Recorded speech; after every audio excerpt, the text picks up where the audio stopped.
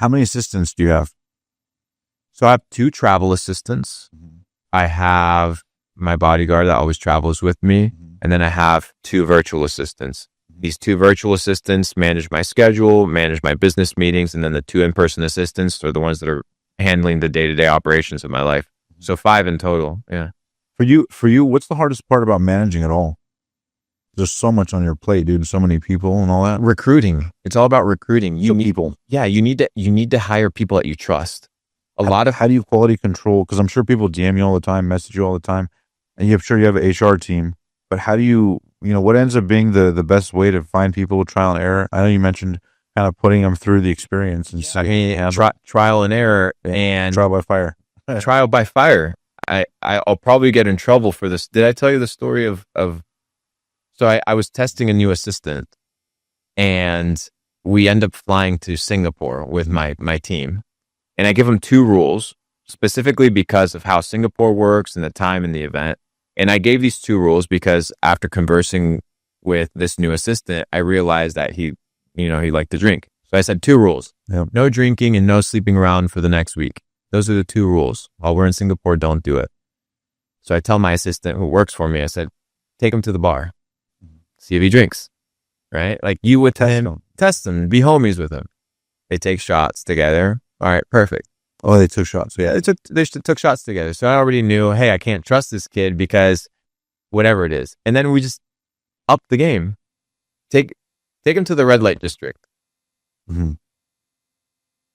I won't continue the story. It gets crazy. But yeah. But anyways, yeah. So he didn't pass the test. Long story short, hired people of confidence. If I have a maid, I'll leave cash on the table to see if the cash is there. At a certain level, you need people that you can trust. That's why a lot of people hire people from their childhood, people that they know or knew when they had nothing or were just coming up. And then 2, understand that as a boss, as an owner, your job is not to do things. Your job is to recruit. Your job is to hire. Your job is to vet. And your job is to have the architect perspective. The architect isn't the one that is out here figuring out the pipes and figuring out the electrical cords. No, they're designing, they're observing, they're making sure that everything is in accordance to plan. Life by design. And life by design also means that other people need to operate in their respective roles with peace of mind that they're not going to backstab you, that they're actually competent enough to follow through with the task. It's not just about being good, because loyalty and trust and confidence from a weak person that's incapable doesn't mean much. Yeah.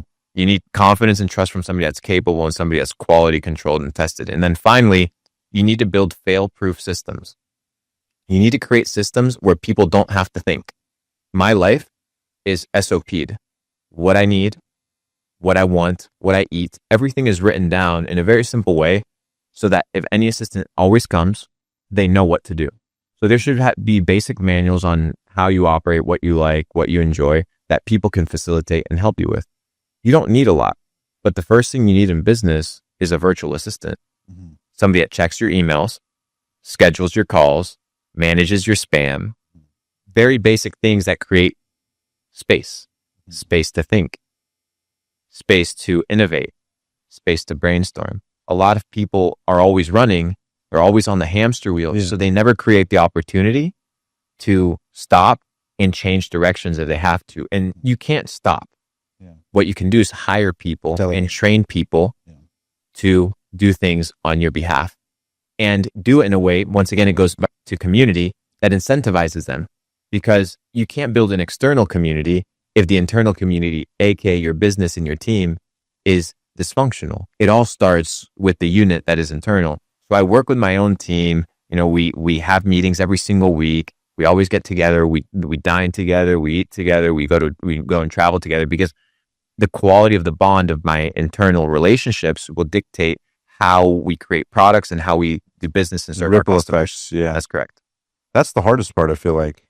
Finding a core team you trust. And that's just iterative through time a lot of the time. Like the core team. The core team iterates, Yeah. but it only improves. So just like in a long-term relationship, the goal is compounding effect. If I have an employee that I pay $80,000 or $100,000 a year, I'm not just paying for their time. I understand, and sometimes because many times I overpay my employees, I'm investing in their future. I would like to be able to reap the rewards alongside them of the level up, of the experience, Mm-hmm. of becoming a better person. Because if I'm investing into you, I want to be able to grow with you as well. Yeah. So instead of dating a new person every 6 months, That's a lot of energy though, right? All no, the in people you fact, have. no, because well, that comes from the idea that you have to micromanage and govern every aspect of the business. You have the right operators, you have the right managers, Mm-hmm. and then you have the workers, the people that manage the task, the people that supervise the task, and then the people that you interact with that you delegate things to at a higher level. Mm-hmm. At that, and I have a couple departments. So I have my media team. My media team is comprised of production and post production. I have my human resources, so that manages people. I have my investment firm, so that has a couple analysts and a couple recruiters that go out and look for investment opportunities and tickets that we can invest in. And then I mentioned our media team. I have my distribution team. My distribution team is huge, Mm-hmm. 70, 80 people, Mm-hmm. 8 managers. And then I have my customer service and community team. How long do you That's how it's bridged. how long do you see yourself running this? Or do you see yourself one day just building so much enterprise value, having a liquidity event, keeping your investments, and then kind of sailing off to the sunset, grabbing a farm? I'm already there, bro. Yeah.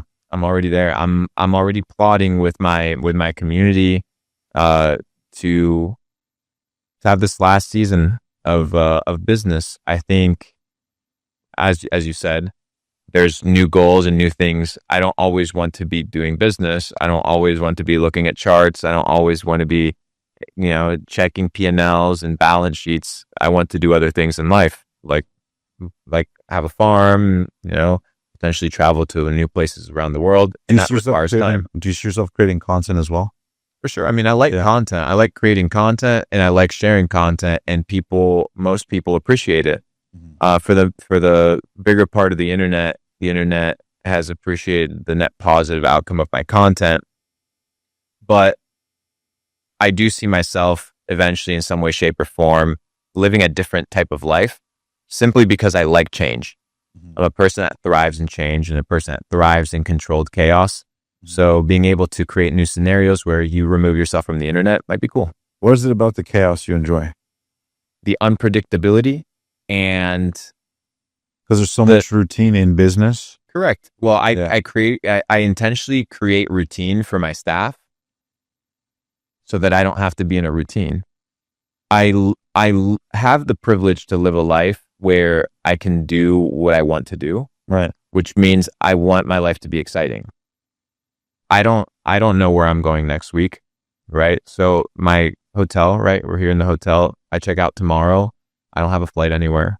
I don't know where I'm going. Maybe I go to maybe I go to LA. Maybe I go back to Miami. Who knows? 2 weeks from now, I'm going to South Africa. I booked the tickets yesterday morning. Just going to go DJ with some friends. After that, who knows, right? If I had an office, if I had these things, which I can, and I would make more money, Mm-hmm. and that's the lifestyle of many, and that's cool. It's not for me right now. Mm-hmm. I wouldn't be able to do these things.